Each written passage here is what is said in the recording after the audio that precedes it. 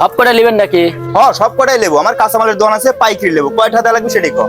ভাই সব কটা যদি নেন তাহলে 50 টাকা নেবো না। শোন, সব কটাই আমি লেবো, আর আমার কাঁচামালের দোকান আছে, প্রত্যেকদিন আপনাদের করে সাক্ষাৎ দিয়ে আসবে, আমাদের প্রত্যেকদিন 50 টাকা করে দেবো। আচ্ছা ভাই। আচ্ছা বা দেখ,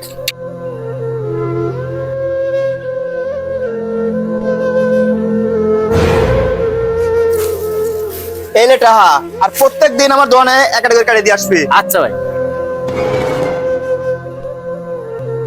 এই শোনো, কি ভাই? এটা দেখান আসো তো।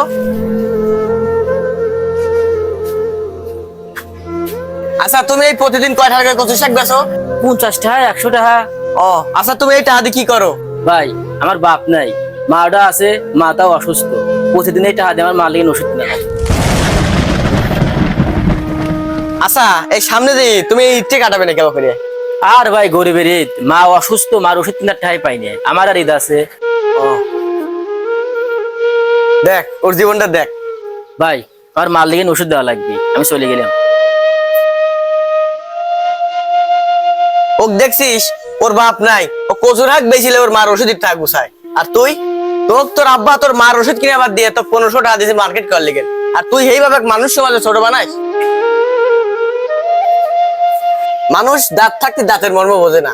তোর বাপটা বাইসে আছে তো, তাই তুই বুঝতে দিস না। তোর বাপটা যখন দুনিয়া ছেড়ে চলে যাবি তখন বুঝবি বাপ কি জিনিস। আমার আব্বা